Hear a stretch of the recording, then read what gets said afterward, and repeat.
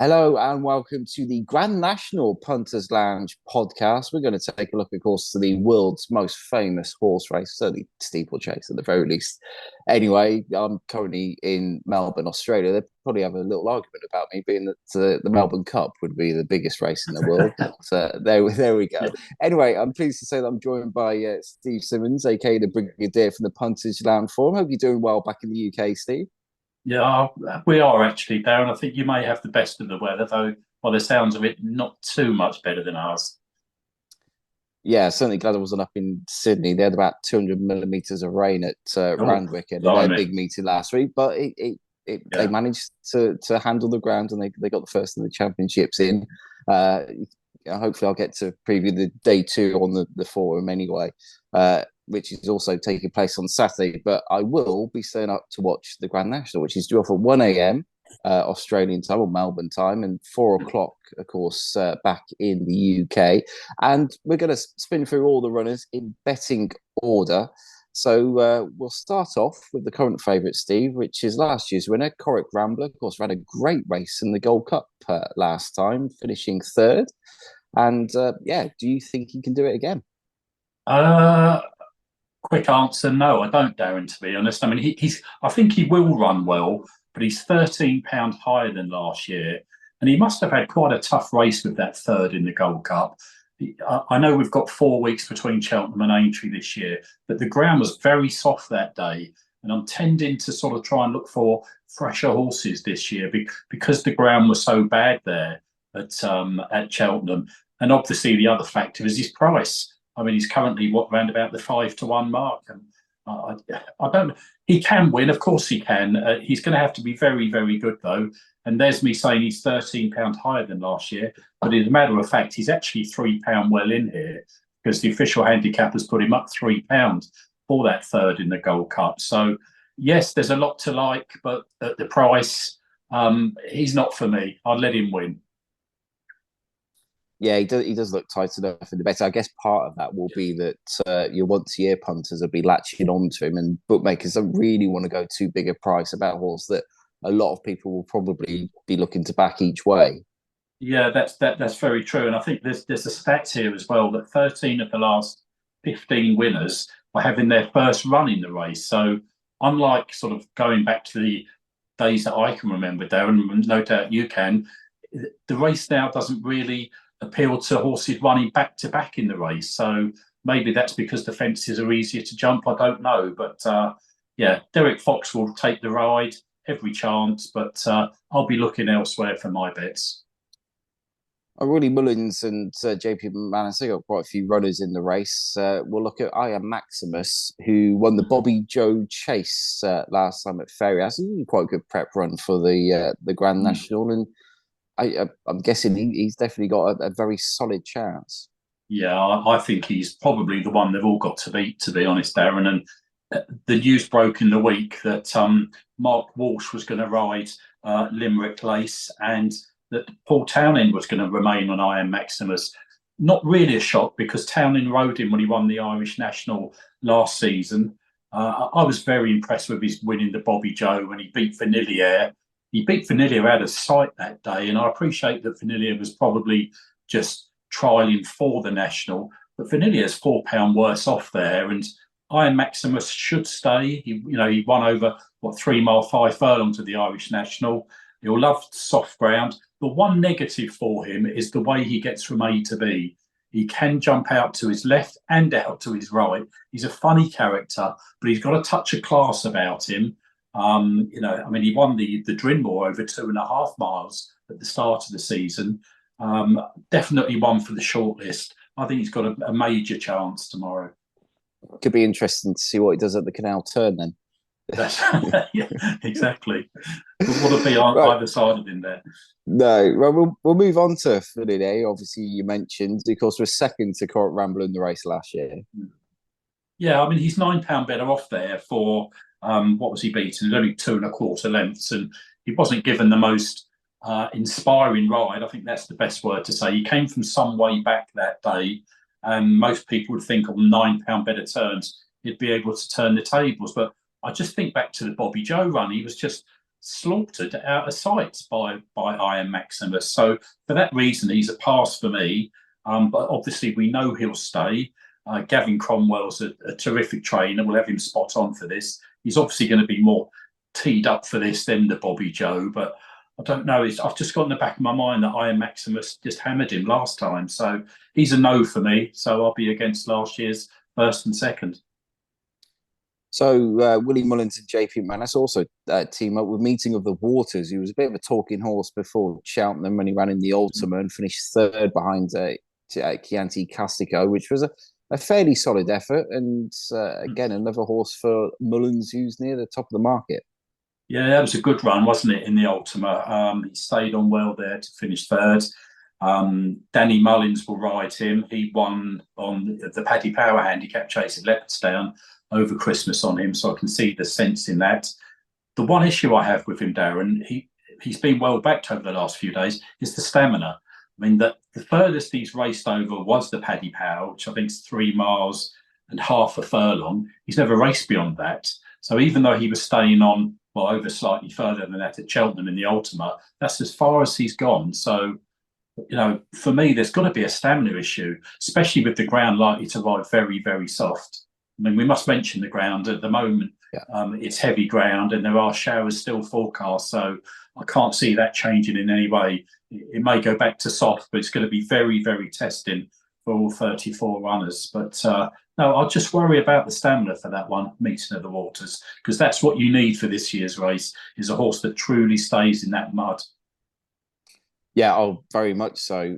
Move on to another Willie Mullins contender. This I'm not in the JP McManus colours, but it's a horse called Mr. Incredible, who unseated in the race last year at the Canalton second time round when his saddle slipped. Of course, last time we saw him, he was running a really good race in the Midlands GrandNational when he finished second to Beauport, just beating 1 3/4 lengths, and stayed on very well in what was very testing conditions. So certainly no concerns about the stamina, but we're less than a month from that race. Would you have a small concern about that race leaving a mark on it? Well, I would, because if I'm talking about horses that have had hard races at Cheltenham, and obviously the Midlands GrandNational was the Saturday after the festival, so it's even a day closer.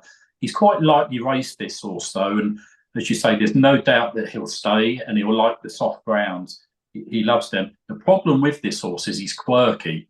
He's been hard to train, and this year, for the first time, for the first time at the start, there's going to be a standing start to stop the rush to the first fence. That may not suit this horse, Mr. Incredible.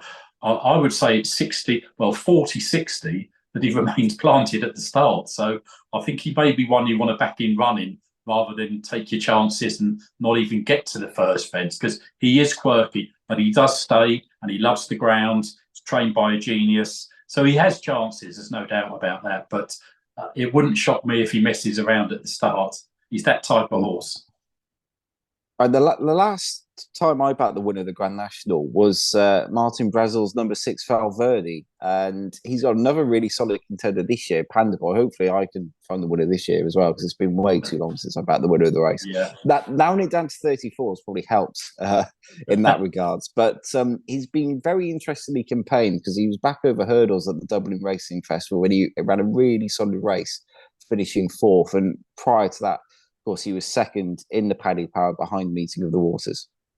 Yes, I mean, he's never tried this trick, but he shapes as though he'll stay. The furthest he's raced over was in the Irish National last year when he was 5th, beaten just under 8 lengths to Iron Maximus. He's £4 better off there. And you do feel that, you know, smart trainer like Martin Brazel, as you said, who's won the race before, would have teed him up for this with that 4th in the handicap hurdle. He's a lot better off over hurdles, but you just got the feeling that that was just a run to get him cherry ripe for this race. So he would have a chance. It's certainly, you know, not without a squeak, that one, JJ Slevin. He did have another runner in the race, Martin Brazel, Desert Morehouse, but that just missed the cut today when the final declarations come through. So, yeah, I wouldn't put anyone off Panda Boy each way. I think that's a horse with each way claims. Well, the horse that crept in right at the bottom, you talk about missing the cut, is Kitty's Lied To, of course, will be probably the biggest story of the race, given obviously Christian Williams' daughter with her illness, and you've got to give him some sort of chance, really, because he won the Ida course last year. Then he went on to win the Scottish GrandNational and also the Bet365 Gold Cup at Sandown. So we know he'll stay. I guess the conditions might be a slight concern. I mean, it was soft when he won the Ida, but this is going to be an even stiffer test on really testing ground. And also, is he in quite the same form he was last year, or do you think he's just been very well trained? I think he's been very well trained, Darran, to be honest. But he's a horse that comes alive in the spring, as we know from those 3 good staying handicap chase wins this time last year. But I think the ground's gone for him. I really do. I mean, I've seen a few interviews with Christian Williams this week, and he's voiced the same that they've got the horse there. He doesn't really know whether the horse will go on those conditions, but I just think that very, very soft ground is just going to be against him. And he's the one horse I won't be backing. But if he did win, I would be raising a glass to him because of, as you said, the backstory there with his daughter and the leukemia that she's suffering from. So I hope it runs well for Christian. But with my form hat on, I didn't really see it. To be honest, if the ground was good, if we were totally having a normal spring Aintree, he would be top of my list, to be honest. I do like the horse. I backed him twice last year in those big races, but I just think the ground's gone for him, unfortunately. I'll move on to another Irish contender, this time Marla Mission, who's only run 2 times so far this season, finished second both times, and the last of which was in the Coral Gold Cup at Newbury. Yeah, so he's on my shortlist, this horse, to be honest. Some people would say that's a negative that we haven't seen him since that Coral Cup 4th in November, possibly. His trainer, John McConnell, who's a very decent trainer, hasn't been firing in the winners this season. I did read somewhere he's only had 6 winners, I think, from 100 and odd runners since last October. But he's a player for me. That race in the Coral Gold Cup, he came there to win the race. Apparently, he lost both his front shoes, so that wouldn't have been in his favour. Got winning form on heavy ground, which is a must. And the furthest he's ever run in was the National Hunt Chase last year at Cheltenham, when he was 2 lengths ahead and keeping on when he fell 2 out. So that, I think maybe from then they thought, right, this is a race we want to get to the GrandNational. And, I don't know why he's been off. I mean, whether that's been a deliberate ploy since November, I'm not sure. But he's going to be ridden by a young jockey in Ben Harvey, fearless man. Yeah, he's on my shortlist. I think he's a bit classy, and I think he could be a head of a handicap. He's the right age as well. 8 and 9-year-olds have done well over the past few years. So, yeah, he's definitely on my shortlist. I'll move on to Gary Moore's Nassalam, who, of course, was a really impressive winner of the Welsh GrandNational back over Christmas. He was rated 145 that day. Of course, he got a hefty raise in the handicap. He's up to 161, and he ran no sort of race in the Cheltenham Gold Cup last time. Yeah, I think you put the nail on the head there, Darran, really. £16 higher and a poor run at Cheltenham. They're the 2 negatives. The way he won the Welsh National, I've never seen a Welsh National one like that before, and it was him first, the rest nowhere. So you'd have to give him a chance because he's going to handle these conditions more than anyone.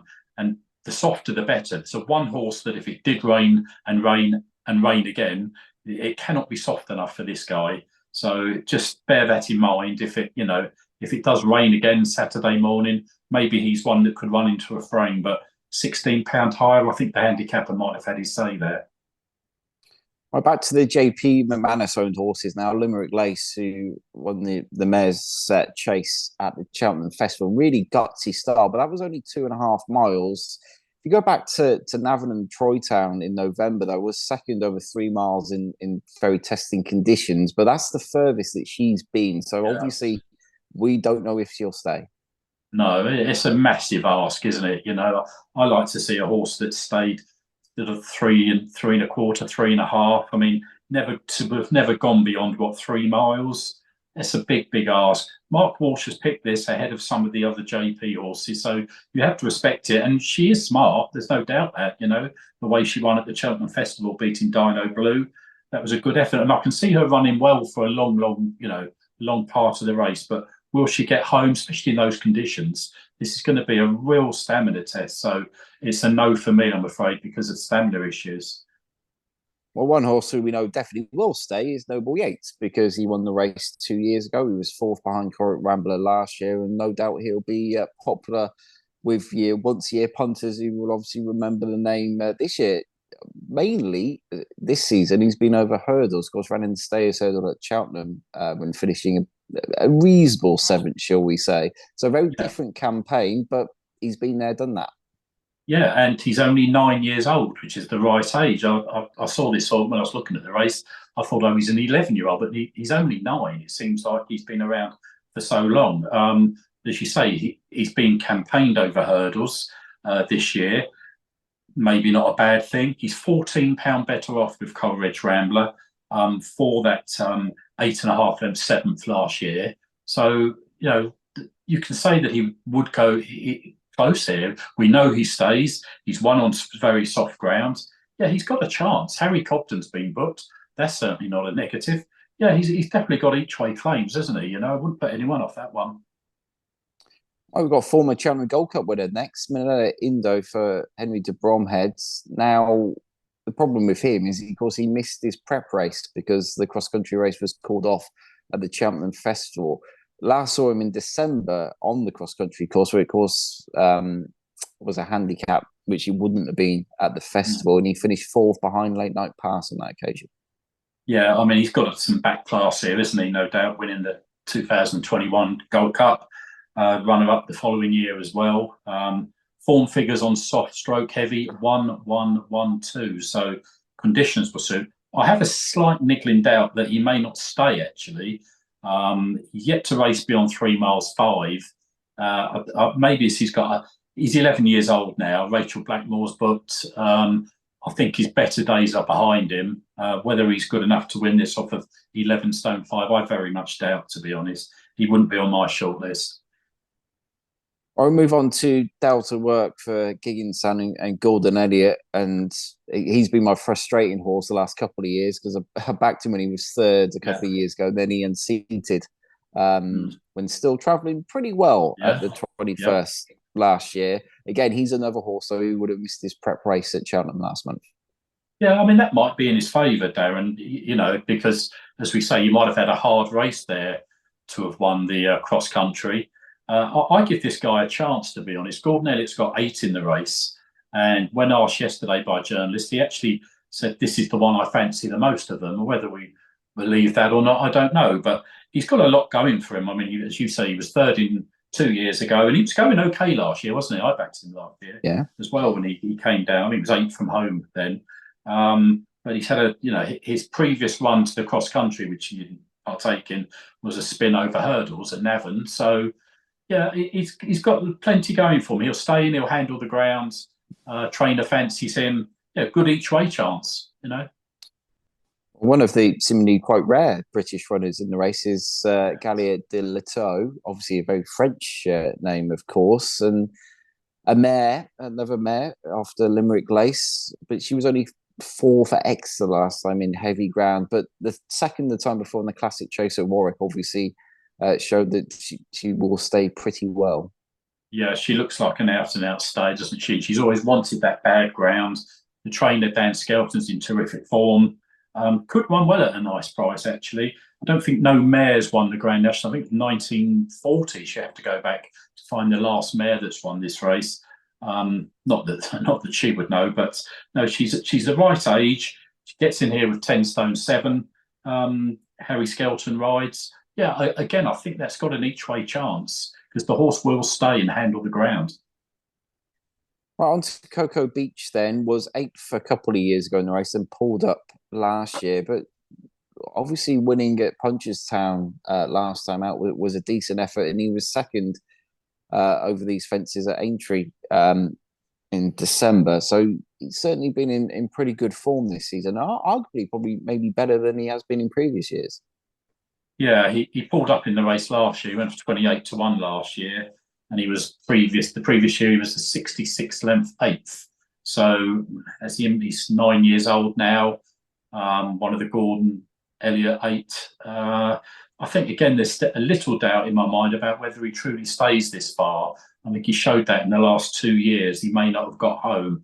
and this year is going to be softer than it's been the last 2 years. So, for me, not for me, not for me on the stamina issues.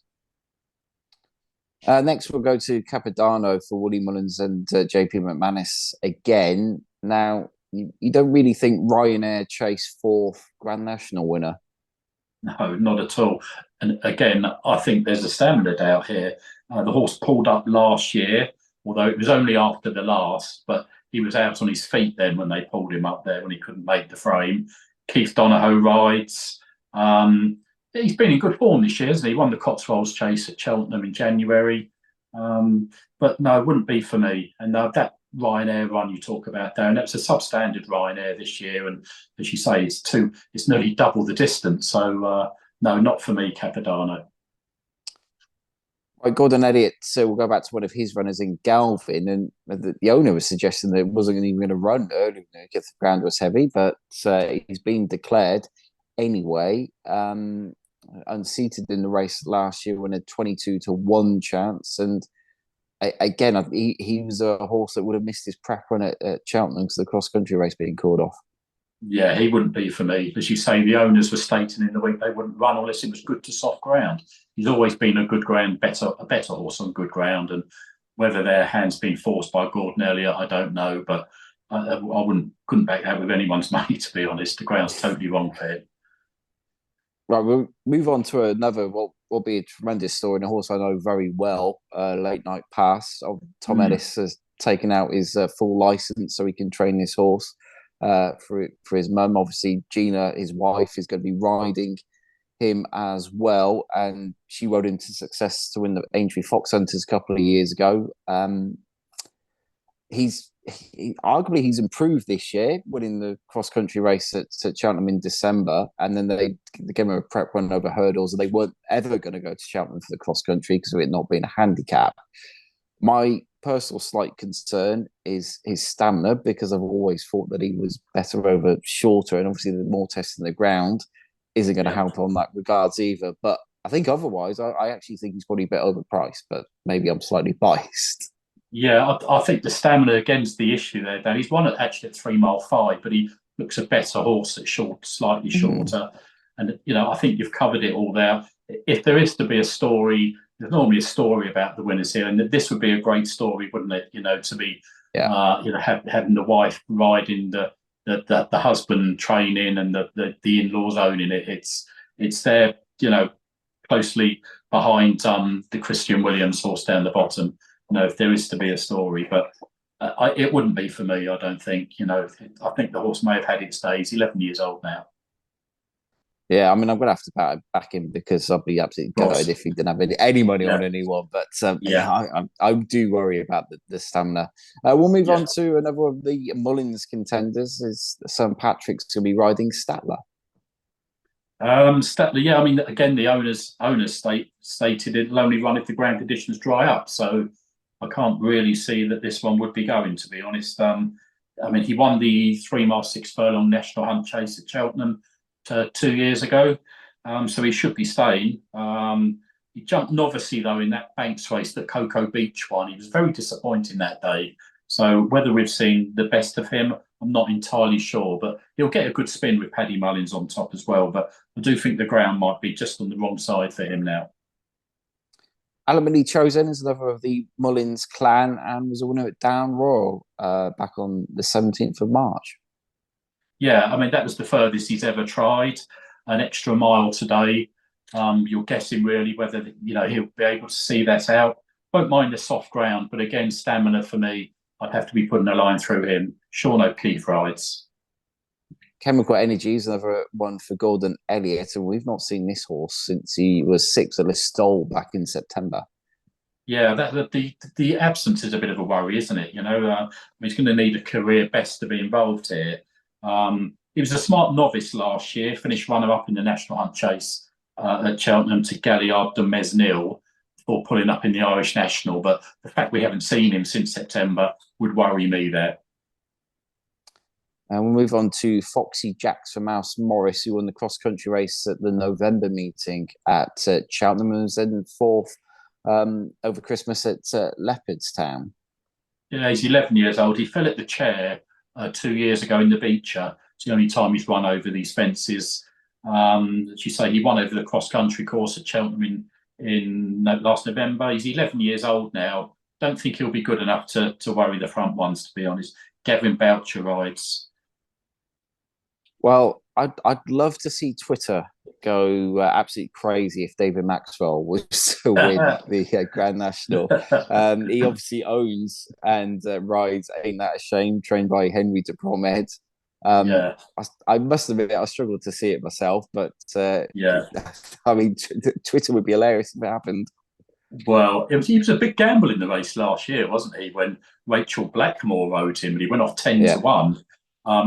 Arguably, he comes into this race in slightly better form, having won the Thyestes in January, and he's 6.5 times the price in places, 66-1. But as you rightly say, Mr. David Maxwell, he's not everyone's cup of tea or cup of coffee, maybe we should say there. But that, yeah, it would be amazing if he managed to get round, let alone won the race. He has his own way of getting from A to B, doesn't he? Even with all the coaching he does.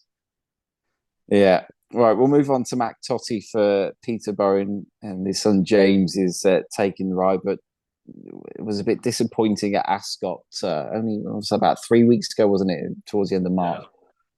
Yeah, I mean, he liked the fences, won't he? He's won the Beecher, he's won the Topham before in the past. I think there's a doubt about stamina with this one as well. So, as you say, he's got that last poor run as well. So he wouldn't be for me. James Bowen will take the ride there for the Welsh trainer. Yeah, the Goffer next up for Gordon Elliott ran another solid race in the Ultimate last time and finishing fifth, but did go off 9-2 favourite. Possibly slight stamina concerns about him. Yeah, definitely. He's not shown anything this year in valuable handicaps, and stamina is definitely an issue with him. He's one I'd put a line through. Right, we'll move on to Roy Mage then, who was last seen finishing second at Down Royal and was seventh in this race last year. Seventh in this race last year. He was seventh last year, Darran, beaten 14 lengths. He's £15 better off with Co-Reg Rambler. So, there'll probably be worse 50, 66-1 chances than him. He might make the frame. He might finish fifth again or something like that. But 12 years old, not really for me. But I could see him, getting round and maybe making the first 6 or 7. Glenn Gooley is next up for another one for Woody Mullins, and I mean, all his form is basically over 2 miles or 2.5 miles. Although, to be fair, actually, he was second in the Thyestes, which I just missed as I was going through his form. But that was a fair effort. But then he was disappointing at Cheltenham last time. Yeah, he was dropped in trip there at Cheltenham, so maybe he does need a trip, but he's yet to race beyond 3 mile, 1 furlongs. Michael O'Sullivan, good Irish jockey's been booked, but the stamina has to be an issue there, so he wouldn't be on my shortlist. We'll move on to another Gigginstown runner, Farrah Delane, who was also pulled up at Cheltenham. That was in the Pertense final, though. And again, I keep saying about this stamina, but he's yet to race beyond 3 miles. So, you couldn't really be fancying him. And, coming back from racing over hurdles, stranger things have happened, I suppose. But no, he wouldn't be for me, Darran. Well, another Gigginstown runner, trained by Gordon and Elliott, pulled up at the Cheltenham Festival was one Wild Fred. He pulled up in the Ultima. Yeah, he was only 8-1 for this race last year, believe it or not. When he fell at the 8th, when in the rear of midfield. He then fell at the Irish race 8-9 days later. So he fell in both the Nationals last year. Hard to fancy on what he's done this year, as you say, pulling up in the Ultimate. Not very inspiring. So, no, again, one I put a line through it. Well, another horse who pulled up in the Ultimate, also trained by Gordon and Elliott, is Manella Crooner. Yeah, and another one that's got to prove his stamina. He's pulled up both runs that he's run at over 3 miles, 6 furlongs. So will he stay, 4 mile 2? I very much doubt it. So, and he was way behind I Am Maximus and Vanillier and the Bobby Joe. So not one for me. Chambard, I thought, looked very good winning the Beecher Chase at Aintree back in December, but it's been pretty terrible since then. Yeah, no, this is an outsider who I think can run well, actually. I managed to back him each way at 100-1 earlier in the week. Wasn't sure he was going to make the cut. He just managed to sneak in, I think, was one below him. Lucy Turner's going to ride, which I don't think is a negative. She's ridden him several times. She rode him in the Beecher, didn't she? Yeah. But that day, if you remember, the going stick was 2.5 the day. Yeah, it was really testing, wasn't it? Really testing. And there is stamina doubts because that was 3 miles too. And you know, but if you're going to back one, there is a stamina doubt about it. Make sure it's one at a monster price because that's what this one is. And I don't know. I just remember back there was only one winner that day, and she absolutely sluiced through the mud. Yeah, I think that can run well. I know he's probably too old.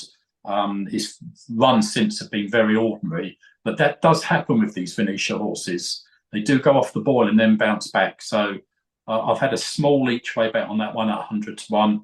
Just hope that the horse can make the frame. And let's not forget that the trainer won with Mon Mome at 100 to 1 back in 2009. So yeah, that is very true. We'll go back to the Mullins McManus runners. Janadil, I mean, looks a little bit of a no-hoper to my eyes, anyway.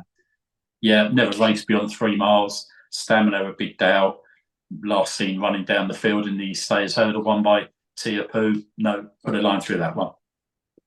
Eldorado Alan next for Joe Tizard. Ran pretty well in the Coral Gold Cup, finishing 4th back in December, but the 2 runs since haven't been particularly good, including when pulling up in the Ultima last time. Yeah, pulled up in the Ultima, yet to race beyond 3 mile, 2.5 furlongs. Doesn't look a stayer to me, so hard to fancy, really. And the final horse to look at is Eclat de Rie, who, again, was pulled up in the Ultima last time. Yeah, and again, another one that's got stamina to prove, yet to race beyond that distance of 3 mile, 2 furlongs. Massive price, not for me. Put a line through that one. So that's all the horses looked at then for this year's Grand National. Steve, give us your first 4. Nice and easy for you. Okay, right. Reverse order. Number 4, I'll be with Chambard. The Venetia Williams horse might sneak into the frame at a monster price. 3rd place, Delta Work. I think that will run very well. An old favourite of yours, I know you said earlier. Think he'll stay and handle the ground well. 2nd place, I'll go with John McConnell's Marla Mission. Think he's an out-and-out stayer that will like the ground, and I think he's been trained for this race. And the winner, drum roll, I Am Maximus. I think that's the one they've all got to beat. Little bit concerned by his wayward tendencies and his jumping, but he's a classy horse, and he wasn't stopping at the end of the Irish National last year. So he's my pick. I Am Maximus for the winner. Well, thank you very much to everyone listening and watching for our Punters Lounge Grand National podcast. Don't forget to check out the Punters Lounge forum, where you can get involved in all of your opinions, including any of your fancies for this year's big race. You'll see me and Steve writing on there a lot of the time. And also do check out the Punters Lounge website as well. But good luck in whatever you're backing for this year's Grand National. Hopefully you manage to find the winner, and hopefully we've managed to help you find it.